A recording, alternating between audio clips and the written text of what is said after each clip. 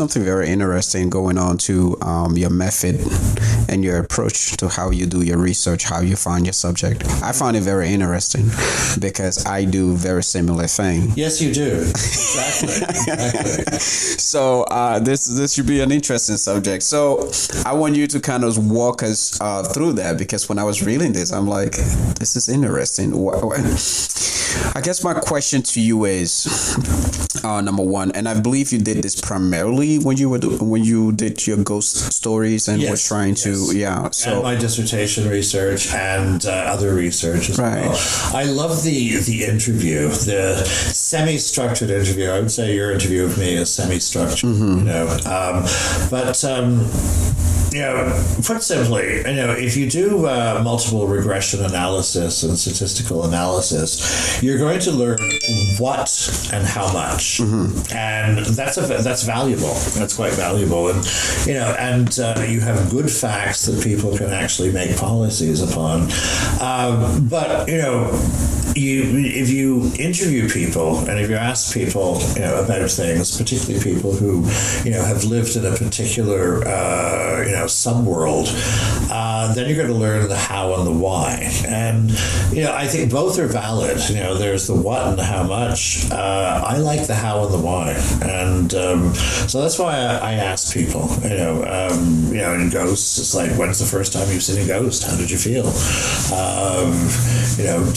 Did you actually see it? Was it in the corner of your eye and that sort of thing? But I do love the interview situation. I guess I'm a social person, and I like sitting with people and having a cup of coffee and that sort of thing, just like you do.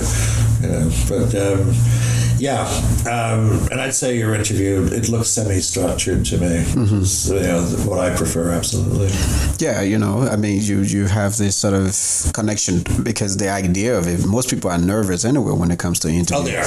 They're not sure what to say, what to do, and it's like, well, how do I sort of take that pressure off everyone in the room somehow, right? You stick a camera in the guy's face with the lights. Yeah, exactly. What has been the most interesting discovery, things that you discovered doing ghost stories?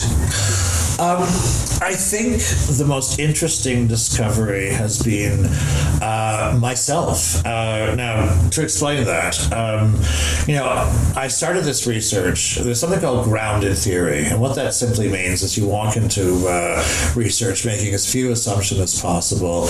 You collect the data and you build theory from there, right? So I sort of thought, well, I don't believe in ghosts, and I still don't. So I can sort of be detached from this. I could ask, if you've seen a ghost, oh yes, what happened and that sort of thing.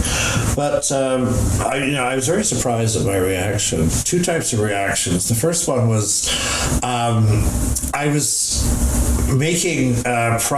having private thoughts about what really went on. Like, oh, he must have been asleep. Maybe it was a car, a flash of light coming in from the window and that sort of thing. So, and I'm making these assumptions in my mind, which I don't tell people. But I felt dishonest, and I also felt really arrogant, and that here I am, just a rational person, deciding what reality really is, and I didn't like that.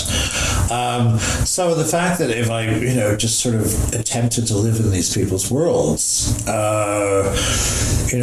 that was much, much better for me, and I was able to go further in my research. Just stop, thinking of logical explanations for what happened, and that was a great discovery. But other than that, there are people that have seen ghosts only once in their lives, and there are people that have seen them since they were 3 years old and see them all the time and call themselves sensitives, in that they they're able to sense ghosts. If I was a sensitive, I could see a ghost over there, or the former guy that died here or something, and you couldn't, kind of thing. And I said, what's the difference? They say you have to open your mind, and I don't know what that means, but still. Anyway, but a lot of people are very troubled. They're living with ghosts. We had a couple of people. They were living in this house and they felt trapped by a ghost, and eventually, and a lot of people just said, "No, I live with a ghost." Oh yeah. Basically, yesterday she was in the kitchen and knocked something over, and that sort of thing. And they're quite, it's good company for them, kind of thing. So it was nice, but it was fascinating research, and I don't think there haven't been many sociologists that have actually looked at this stuff. Mm-hmm. But the clash of my own sense of reality and somebody else's reality. When we interview people, we operate under the assumption that you see the same reality as I do, and that's why we can function.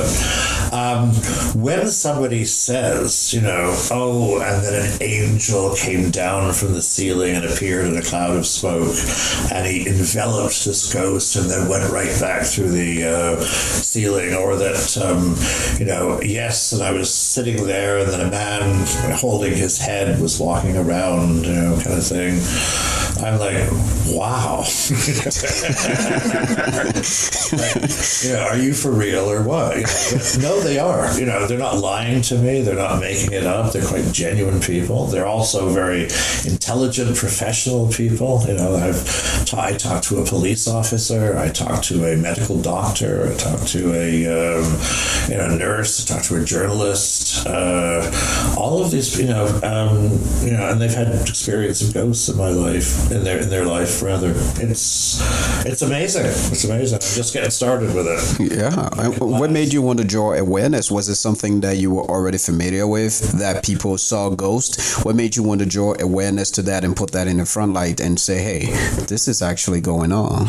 I think I've always been interested in people who have extraordinary experiences in life. There are people that firmly believe, for example, they've been kidnapped by aliens, or that aliens are controlling their mind, or aliens are still among us. Mm-hmm. These are fascinating people, and I think we dismiss these people as just a lot of kooks, a lot of crazy people. Like, oh yeah, sure you did, you were drunk, whatever. But that hasn't been. It certainly is not my experience with people who've seen ghosts. There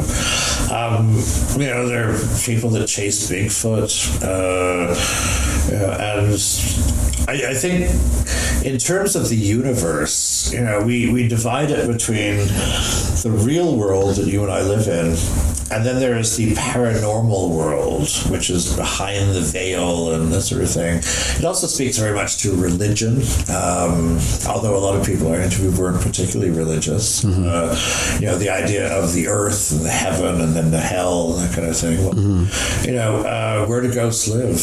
Behind the veil, and they come into the veil. Some of them are stuck on this earth. Mm-hmm. Some don't know they're dead. This is all what people have been telling me. Yeah. Wow. Yeah. Anyway, doing research slowly right now, analyzing the data because I'm teaching 3 courses. Yeah, it's busy work.